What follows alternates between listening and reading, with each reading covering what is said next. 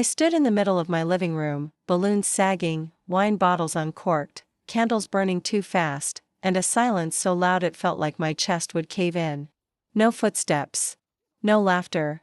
No family. I'd been waiting for hours. Hours after saving for 7 years just to get here.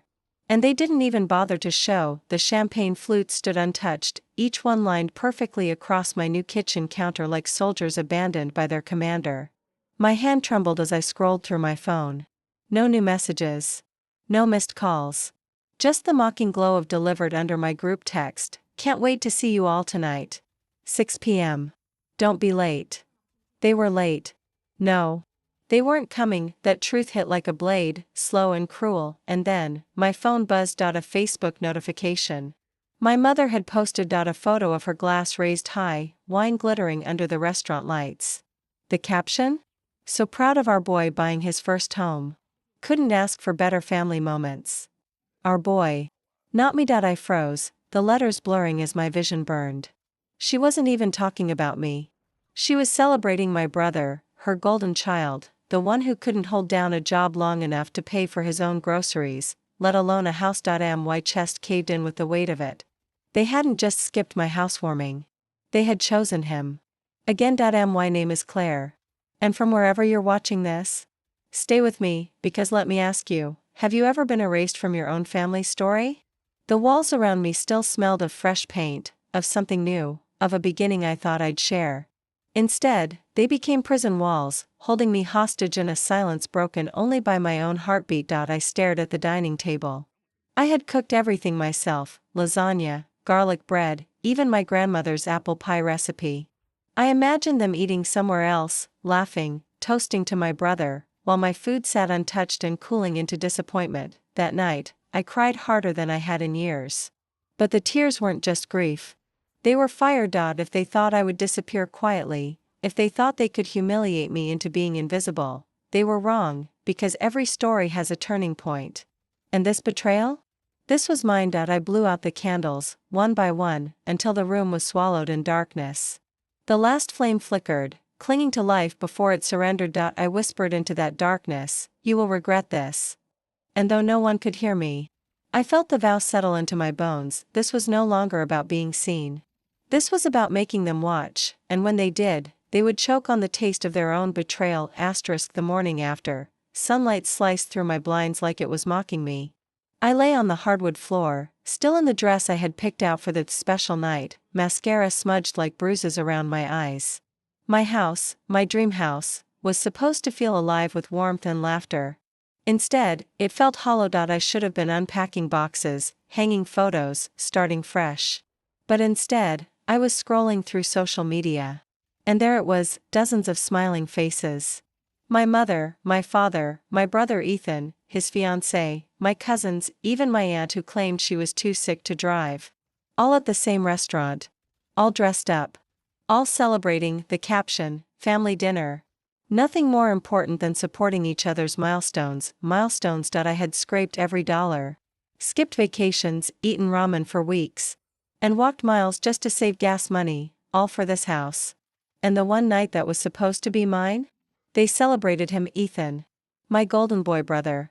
The one who'd borrowed over $20,000 from me through the years, promising, "I'll pay you back when I can." He never did.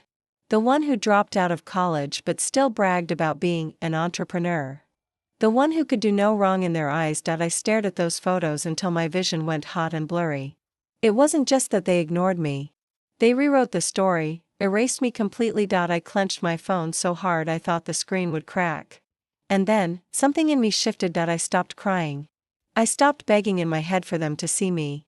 Instead, I started planning. If they wanted Ethan to be the star, if they wanted to pretend my sacrifices meant nothing, then I would show them what it meant to underestimate me. I started with my finances. Every transfer I'd ever made to Ethan, I pulled up the records.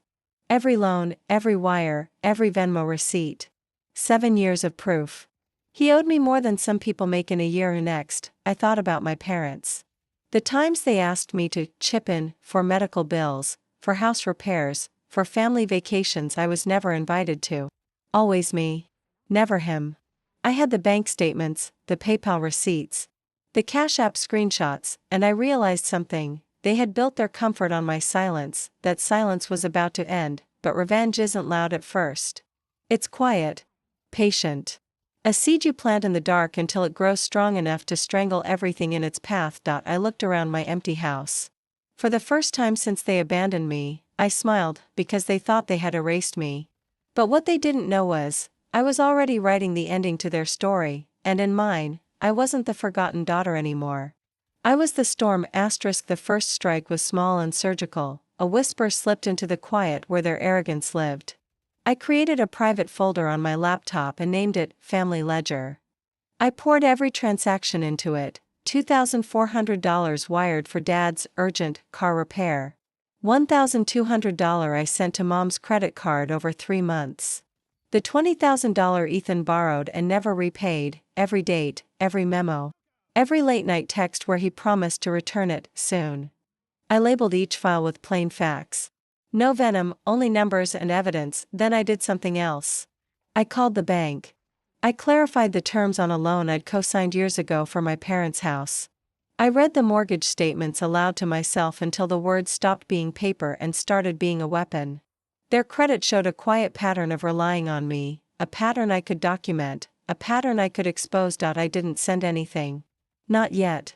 Revenge tastes better when you let it simmer. But I began to speak to myself in a different voice, not the daughter who forgave too easily, but a woman who kept receipts. I practiced calmness like a skill. I practiced the tone I'd use when I told them what they owed me, not for money, for truth. Next, I created a plan to reclaim the narrative they had stolen. I hired a photographer for a sunset shoot. I wanted images that would look effortless and real, me in my house, barefoot on the porch, holding the keys like a talisman. I ordered takeout from a small bistro I loved and set a table for 2, because the camera needed a hint of life even if my family refused to provide it. When the images came back, they were cinematic, a woman who had paid for every inch of this place with her patience and grit. Framed in golden light. I posted one photograph to my profile with a caption that read simply, "Home." No apology, no plea. The notifications started slow. Likes from coworkers, a neighbor, an old college friend. Then a comment from my aunt, the same aunt who'd been at that restaurant, heart emojis and, "So proud of you, Claire." I could feel the shift like a tide moving under my feet. Suddenly, my absence at that dinner felt less like erasure and more like a decision I'd made for them. A narrative threaded through social proof. I was worth celebrating, but I wanted more than pity or hollow praise. I wanted accountability. So I set a second trap, visibility and truth woven together. I sent a private message to my parents with a screenshot, my mother's celebratory post beside the photograph of my empty dining room. I wrote one sentence, "You celebrated him tonight. Why didn't you come celebrate me at my home?" I waited. I did not beg. I waited for the small tremor in their replies, the guilt or the lie that would show their hand. When the reply came, it was not guilt. It was a deflection, a perfunctory excuse about traffic. Then a clumsy attempt to shift the focus back to Ethan. "You know how crowded that place gets. We had already made plans." Words. That smelled like rehearsed lines from a play they'd performed my whole life. That was when the anger finally sharpened into something clean. They thought the story had a single author, them. They thought the world would accept their version because they said it loudest at family dinners and on social feeds, but stories can be rewritten, and I had the ink. I closed my laptop and walked to the window. The street below looked ordinary, sprinklers hissing, a neighbor jogging. Ordinary felt dangerous now. Ordinary meant everyone believed this was how things were supposed to be. Ethan first, me invisible. I picked up my phone and tapped out a message to a lawyer I'd never imagined needing. The first word I typed was small and steady, records, because sometimes the most devastating revenge isn't loud. It's the reveal of truth so precise it leaves no room for denial. The evening settled like a promise. The lawyer's office smelled faintly of old wood and sharper things, ink, polish, restraint. His name was David, a man in his early 40s with eyes that looked like they could read lies before you spoke them. I slid a slim folder across his desk, my hand steady. Inside were the receipts, transfers, Venmo screenshots, and emails, a map of every dollar my family had taken, every debt left unpaid. He flipped through them slowly, page by page. The sound of paper turning was louder than my heartbeat. When he finally looked up, he said, "You've essentially bankrolled your brother's life." "Yes." My voice didn't tremble. "And your parents used your credit." "Yes." "Force repayment." The words tasted metallic, sharp. But money wasn't the point. It never had been. What I wanted was exposure. "What I need," I said, leaning forward, "is to show them they don't own the narrative anymore." David studied me for a moment, then nodded. "Then you don't need a courtroom. You need strategy." And so we built Step 1, clarity. He helped me draft a clean ledger, color-coded by year, with notes and amounts. The numbers told the story better than anger ever could. Step 2, timing. We wouldn't send it to them yet. Not directly. First, it would live quietly in a place they couldn't ignore. Step 3, amplification. Because truth, when whispered, can be dismissed. But when truth is handed to the right audience, it roars. I left his office with the weight of something more dangerous than rage, precision. That night, I walked through my empty house with bare feet, trailing my fingers against the cool walls. I whispered to myself, "You will not silence me again." The words didn't sound like a plea anymore. They sounded like prophecy. Then I opened my laptop. I wrote a letter, not to them, but to myself. A manifesto. I am not invisible. I am not their second choice. I built this home with 7 years of sacrifice, while they dined, while they celebrated another. They left me alone in the dark, but I am not forgotten. This house is my proof, and soon, they will face theirs. I folded the letter and tucked it into a drawer. It wasn't for anyone else yet. It was my anchor, something to hold when the storm began. The next morning, I uploaded the ledger into cloud storage. I set permissions, shared it quietly with 2 people outside the family, a friend from college who worked in finance, and a coworker I trusted. "Keep this safe," I wrote. "One day you'll understand why." Every secret I'd carried for years was no longer just mine. That alone felt like striking a match in the dark, and still, I waited. Waiting was power. They thought silence meant weakness, but silence can be a loaded gun if you hold it long enough. At dinner that night, I sat at my kitchen table with nothing but a bowl of soup. I stared at the seat across from me, the one that should have been filled with my mother or father, the one I had saved for. Empty still, but this time, I didn't cry out. I smiled, because for the first time, I wasn't begging for them to sit at my table. I was preparing to flip the entire table over, and when I did, they would not just lose me. They would lose the mask they wore for the world. I chose the battlefield carefully, not the courthouse, not the dinner table, but the one place my family performed their perfection for strangers, the neighborhood's private Facebook group and the alumni page where everyone polished their lives. Truth dressed in plain clothes, with receipts attached. I uploaded a single post, a clean PDF titled, "Family Ledger," for transparency. No flourish, no shouted accusations. Just dates, amounts, and the names next to them. I hit share and then turned the phone face down on the counter. For a long moment, the house hummed with ordinary sounds, the refrigerator, a distant lawnmower, like nothing monumental had just been set loose. Then my phone exploded. Notifications came in waves, a college friend, a former neighbor, a woman from my parents' church. The ledger didn't need my voice to speak. Numbers are louder than any argument. My mother's phone began to ring. I could hear it from the porch, the frantic ring cutting through the quiet like a siren. My father paced in front of the TV, hands in his hair, the color gone from his face. Ethan slammed his fist into the hallway closet, a bark of rage that made the picture frames rattle. They were waking up from a slumber they'd been comfortable living in, but the best part of revenge isn't the immediate sting. It's the ripple. A cousin messaged me, "Is this true?" A former roommate wrote, "Claire, I had no idea." A neighbor I barely knew sent a thumbs up and the words, "Wow. Proud of you." Even the local realtor who'd always favorably compared my brother's supposed achievements to mine sent a curt, "Let's talk." Then came the calls. My mother left a voicemail that was sharp with self-control. "We need to talk in person." My father's text was blunt, "This is a terrible mistake." Ethan's message was volatile and entitled, "Delete that now. You'll ruin us." I didn't delete anything. I watched as their carefully curated life began to look like a stage where the props were now being inspected under harsh light. People whispered. People forwarded. The ledger became a quiet scandal that crept into PTA chats and office gossip. Their friends, the ones who had raised their glasses at the restaurant, suddenly looked sideways at photos where my mother's hand rested on his shoulder a beat too long, but exposure is not justice. It rattled them, sure, but it also gave them room to perform a different kind of damage control. They hired a family friend to craft a response, a public post about family values and how money is complicated. A few polished Instagram stories where my mother called Ethan her pride and thanked everyone for their support. They leaned on the sympathy engine. That's when something unexpected happened. Ethan's fiancée, Maya, messaged me privately. Her words arrived like a small, trembling torch in the dark. "I'm so sorry. I didn't know. I thought they were helping him. He told me Claire was difficult about money. I'm confused. Can we talk?"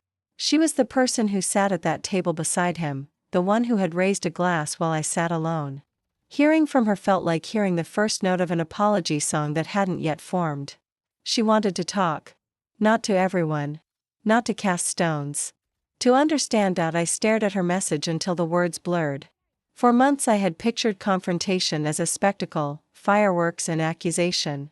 Instead, here was a quiet door creaking open in a house full of slammed ones. This was the pivot I hadn't planned for, an ally, or a liability, wrapped in candor. If Maya chose me, the ledger would become a confession in human form. If she turned away, she'd become another actor in their defense. I replied with 3 words, "Come over. Tonight." When the clock struck 7, I arranged the living room like a set, 2 cups. 2 chairs, the dimmer set low to coax truth out of shadow. Outside, the streetlights blinked awake, and inside, the house waited for an answer that could change the shape of everything. I wasn't sure which kind of storm she would bring. But storms change landscapes, and I was done standing where the tide had been pulling me away. Maya sat on my couch like a guest in a confessional. Her heels dangled nervously, her hands knotted together so tight the skin around her knuckles blanched. She wasn't wearing the glossy smile she had in every Instagram photo beside Ethan. She looked raw. "I don't know where to start," she whispered. "Start with the truth," I said.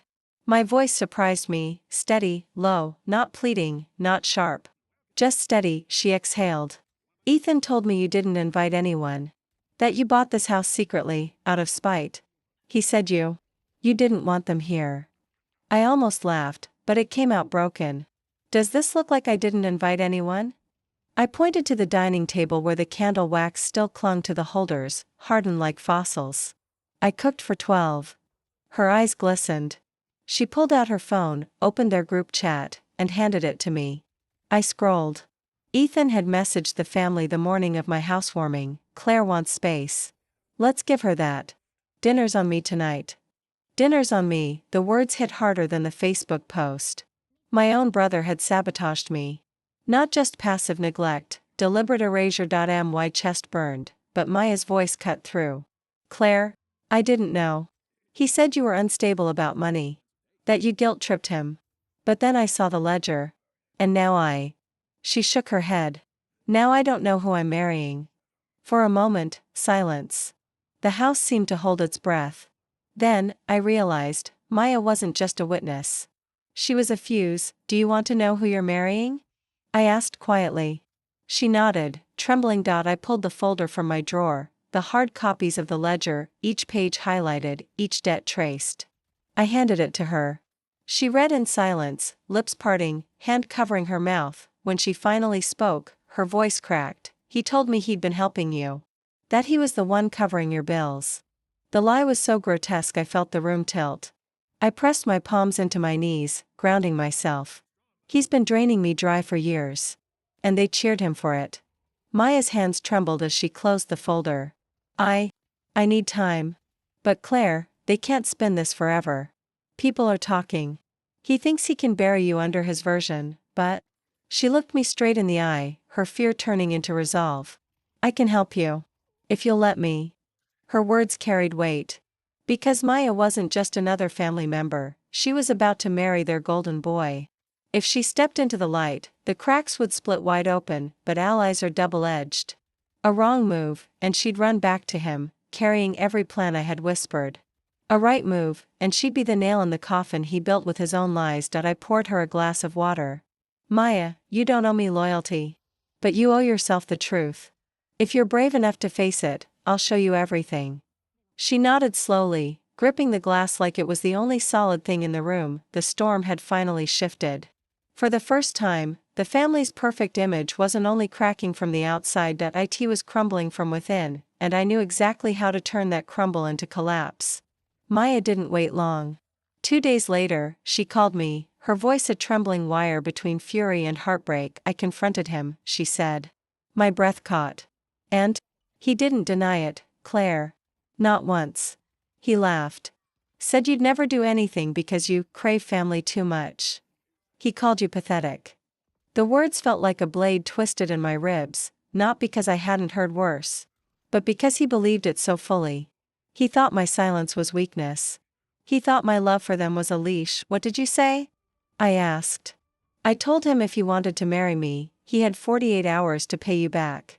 Every dollar. For a moment, the world stilled. Then she added, I also recorded it. My heart thundered. Ethan, the golden boy, admitting to everything in his own voice, his arrogance turning into evidence. Maya had done what I hadn't dared. She dragged his lies into daylight, and daylight is merciless. That night, my phone lit up with messages. My mother first, we need to talk. Urgently. Then my father, delete what you posted. This is family business.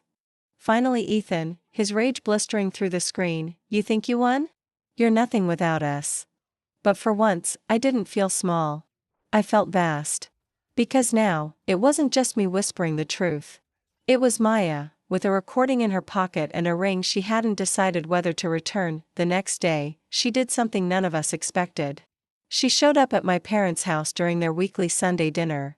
She set her phone on the table, pressed play, and walked out. I wasn't there, but the fallout reached me within hours. My aunt texted, what is happening? My cousin sent, I can't believe Ethan said that about you.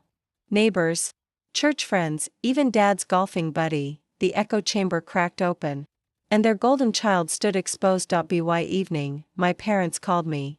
My mother's voice shook for the first time in years. Claire, you've humiliated us. No, I said, calm as steel. You did that yourselves. She sputtered excuses, but I didn't let her finish. 7 years of saving, of sacrifice, erased so you could toast him. You broke me once. But now? Now you answer to me. And I hung up. For the first time, the silence afterward didn't sting. It soothed. Because I wasn't waiting for them anymore. They were the ones waiting on me. I walked through my house, barefoot on the wood I paid for, the walls I painted with my own hands. I ran my fingers along the counter where untouched champagne flutes once stood. This home wasn't haunted anymore. It was alive with a different kind of electricity, not loneliness, but power. The family that erased me was unraveling, thread by thread, and the final cut was still in my hand. The night of Ethan's rehearsal dinner should have been his victory lap. A banquet hall glowed with chandeliers, tables draped in linen, glasses catching the light. But half the chairs sat empty. People had declined. Quietly. Politely. Some cited scheduling conflicts. Others simply never responded. The ripple had reached them. The ledger. The recording. The silence that follows exposure. I didn't plan to go. I told myself I was done. But when Maya called me, her voice steady as stone, I listened. I ended it, she said. I gave him the ring back. And I want you there. Not for him. For me. So I went. I arrived late, wearing black. Not mourning, reclaiming. My heels clicked against the marble floor like punctuation marks. Conversations dipped as I entered, eyes tracking me as if a ghost had walked in. My mother's face drained of color. My father stiffened. Ethan, red-eyed and furious, muttered something under his breath I didn't bother to catch. Maya found me first. She hugged me, hard, like someone grabbing a lifeline. And then she turned, her voice rising above the clinking glasses. I think everyone deserves to know why this wedding isn't happening. The room froze. She pulled out her phone, pressed play, and Ethan's voice filled the hall. His laughter, his arrogance, his contempt for me. She's pathetic. She'll never do anything. She craves us too much. No chandeliers could soften that sound. Gasps broke the air. Someone whispered my name. My mother buried her face in her hands. My father stared at the floor. And Ethan, golden boy, untouchable Ethan, sat like a man finally stripped of his costume, naked under the glare. I didn't gloat. I didn't raise my voice. I simply walked to the center of the room, the same way I had once stood in my empty living room with 12 plates waiting. Only this time, I wasn't alone. My name is Claire, I said, steady and low. For years, I saved every dollar while you took. For years, I believed silence was love. But silence is what let you erase me. Tonight, there is no silence. I looked at my parents. You taught me family was about sacrifice. I believed you. I sacrificed. And you turned your faces toward him while I stood in the shadows. That ends here. I turned to Ethan. He wouldn't meet my eyes. You told them I was pathetic. But look around, Ethan. Who's still standing beside you? The room answered for me, no one. I didn't stay to watch the collapse. I didn't need to. Justice isn't in the spectacle, it's in the knowing. The knowing that they could no longer rewrite me out of the story. When I returned home, I lit one candle. Just one. Its flame danced in the quiet, not mocking this time, but bearing witness. This was my house.